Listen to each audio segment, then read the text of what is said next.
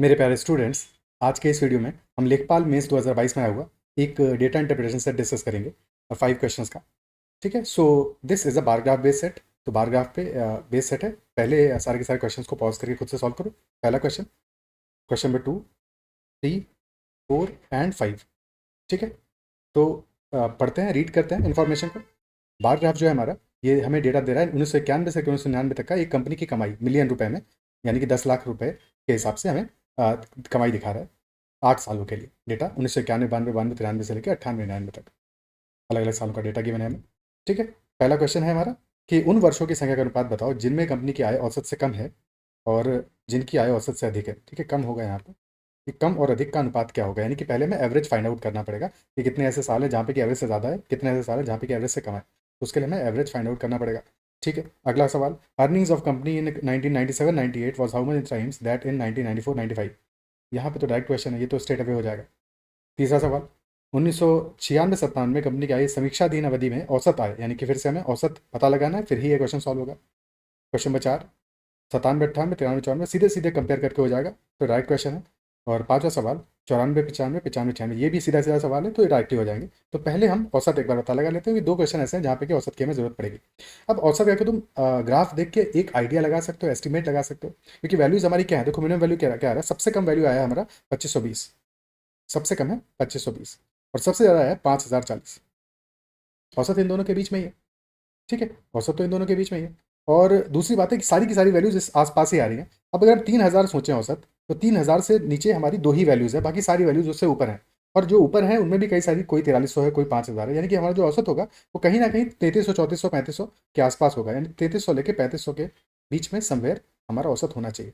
क्या ये आइडिया लगा सकते हो, एक इतना एस्टिमेट? इससे हमारा काम नहीं चलेगा, क्योंकि वैल्यूज अगर काफ़ी दूर दूर होती तो शायद हम इसके थ्रू भी अपना आंसर एक अंदाज लगा सकते थे, बट अभी एग्जैक्टली बता नहीं सकते कि हमारा आंसर क्या आएगा, है कि नहीं। क्योंकि इसके हिसाब से मैं तो दिख रहा है, देखो 5000 तो पक्की बात है, क्योंकि हाईएस्ट वैल्यू है वो तो औसत से ऊपर रहेगा। 4300 औसत से ऊपर रहेगा, इसमें भी कोई डाउट नहीं है। जो सबसे कम वैल्यूज है 2500, 2600, ये औसत से नीचे रहेंगी। इवन 3100 वाली वैल्यूज भी औसत से नीचे रहेंगी। हमें ये नहीं पता कि 3300 कहाँ रहेगा, इसके लिए हम श्योर नहीं है। ठीक है, क्योंकि 3700 भी कहीं ना कहीं हमें औसत से ऊपर लग रहा है। तो मेरे हिसाब से 3300 है जो डिफाइनिंग है, जिसके लिए हमें औसत निकालना पड़ेगा। तो कैलकुलेट करते हैं। अब औसत भी कैसे निकालेंगे, सारी वैल्यूज को एक साथ जोड़ते चलोगे तो फिर कहीं ना कहीं कैलकुलेशन में गलती हो सकती है। तो पहले हम क्या करेंगे कि हम 2600 जोड़ लेंगे, 3700 जोड़ लेंगे, 2500 जोड़ लेंगे, 3300 जोड़ लेंगे, 3100 जोड़ लेंगे, 4300 जोड़ लेंगे, 5000 जोड़ लेंगे और 3100 जोड़ देंगे, और फिर आखिर में जो 40, 50, 60, 20 बचा हुआ है इसको बाद में जोड़ेंगे, ताकि हमसे कैलकुलेशन में कहीं पे गलती ना हो। क्या ये बातें समझ पा रहे हो, क्या ये अप्रिशिएट कर पा रहे हो? ठीक है, तो ये अप्रोच भी समझना इंपॉर्टेंट है। ठीक है, तो 2600 और 3700 को जोड़ा हमने, तो 26 37 कितना हुआ, 26 + 30 56 + 7 63, 63 और 25 88, 88 और 33 88, 30 118 और 3 121, 121, 30 151, 1 152, 152 और 43 195 और 50 245 और 31 245 और 31 276। तो 27,600 तो हमारा मान आ गया। ठीक है, 27,600 तो आ ही गया। अब इसके बाद में कितना बचा है हमारा, अब बचा है 40 और 20 60, 20 80 और 60 140, 160 180 और 40 220 और 20 240। तो 27,600 + 240 27,840 आ गया, और कुल 8 सालों का है डेटा ये। तो बटे 8 कर दोगे, 8 या 24 बचा 38, 8 चौको 32, तो 3480, 3480 हमारा एवरेज आ गया।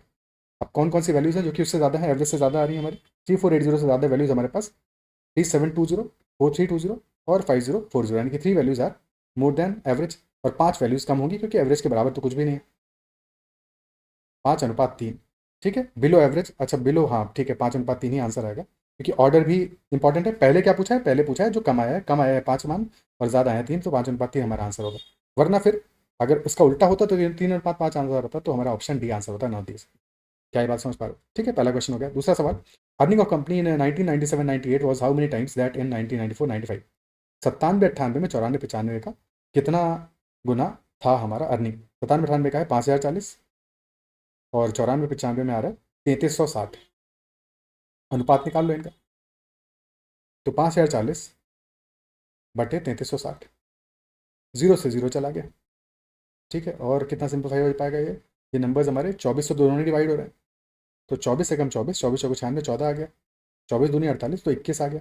7 से 7 दूना 3/2 अनुपात आ रहा है, यानी कि 2 में 1 ज़्यादा है तो 50% ज़्यादा है, 1.5 हो जाएगा, 1.5 टाइम्स है। तो कितने गुना है ये पूछ रहा है, ठीक है, कितने गुना है, तो 1.5 टाइम्स है, 3/2 वैसे ही 1.5 आ गया। ओके, अगला सवाल।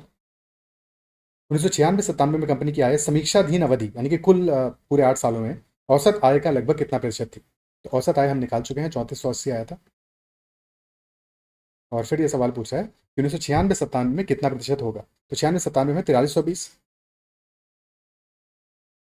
4320 तो 100% से तो ज़्यादा ही आ रहा है, ठीक है, तो 90% तो आंसर नहीं है। और कितना ज़्यादा आ रहा है, 3480 से कितना आ रहा है, 4320, तो 3480 प्लस 520 तो 840 और जोड़ना पड़ेगा, 840 और जोड़ना पड़ेगा। और 840 जो है वो 3480 का 10% होगा, 348, 20% होगा, लगभग 700, तो डेफिनेटली 25% के आसपास आ रहा है, तो 125% होगा। फिर कितना प्रतिशत है ये पूछा है, 25% लगभग ज़्यादा होगा, तो 125% हमारा जवाब होगा। ओके, कि बाकी ऑप्शन हमारे क्या हैं, 110%, 115%, वो तो आंसर हो नहीं सकते। अगर ज़्यादा क्लोज हो तो फिर हमें एग्जैक्ट वैल्यू कैलकुलेट करना पड़ता है, ठीक है। अगला सवाल, सवाल नंबर 4, कि 1997-98 कंपनी के आय में 1993-94 की तुलना में वृद्धि का प्रतिशत क्या था। 97-98 में वृद्धि का प्रतिशत क्या था, 5040 है, और 93-94 में मान है 2520, यानी कि ठीक 2 गुना हो गया, ठीक डबल हो गया, डबल हो गया, यानी कि वृद्धि कितना होगा, 100% का वृद्धि होगा। कितना हो गया है पूछता तो 200% हो गया है, बट वृद्धि तो 100% का ही हुआ है, तो ऑप्शन बी आंसर है। अगला सवाल, 1994-95 में से 1995-96 तक कंपनी की आय में लगभग प्रतिशत गिरावट क्या थी। 94-95 से 95-96 तक कितनी प्रतिशत गिरावट है, 3360 से हो गया 3120, तो गिरावट हमारी कितनी आई है, 3360 से कितना गिर गया है, ये गिर गया है 240, 240 गिर गया है। तो 10% तो 336 होता है, तो 10% से तो कम जवाब है हमारा, पर 5% हमारा 336 का आधा 168 होता, तो ना तो 10% है ना 5% है, आंसर हमारा 7% है, ठीक है, 7% आंसर आ जाएगा। क्या क्लियर है। बाकी अनुपात निकालेंगे तो कितना आएगा, 240/3, 0 से 0 गया, और 24 से कितना आया 24 से कम 24, तो 1/14, तो 100/14 यानी कि लगभग 7.14% आंसर आएगा।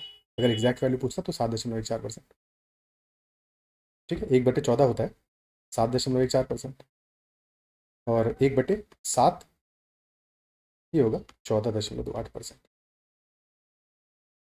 ओके, ठीक है। सो ये हमारे सारे के सारे 5 सवाल थे इस पर्टिकुलर डीआई सेट के, और मुझे लगता है कि सारे के सारे सवाल समझ में आएंगे, तुम्हें कहीं कोई डाउट नहीं रहा होगा। और एडिशनली इसके अलावा अगर सेशन पसंद आया तो उसको लाइक करना है, और साथ में तुम्हारा कोई डाउट है, कोई क्वेश्चन है, तो मुझे टेलीग्राम पे मैसेज कर सकते हो @ADITYKT, और साथ में व्हाट्सएप चैनल भी ज्वाइन कर सकते हो। अगर सेशन पसंद आया तो उसको लाइक जरूर करना, और साथ में और भी जो सेशंस मैंने लिए हैं, हालांकि अभी रिसेंट में तो नहीं लिया, बट पीछे जो भी सेशन UPSC से रिलेटेड लिए हैं, तो उनको एक बार वहाँ पे जो डीआई सेट डिस्कस किए उनको चेक कर लेना। और आज रात तक या फिर कल एक और सेशन मैं लाऊंगा डीआई सेट्स पे बेस्ड लेखपाल के लिए। तो अगर तुम कोई पर्टिकुलर डीआई सेट किसी तरह का चाहते हो तो कमेंट में मेंशन करना कि कौन सा डीआई सेट तुम्हें चाहिए या किस टाइप का डीआई सेट चाहिए, तो वैसे भी डीआई सेट को इंक्लूड कर लेंगे। इतना ही रखते हैं सेशन में, बाय बाय, टेक केयर और पढ़ते रहो।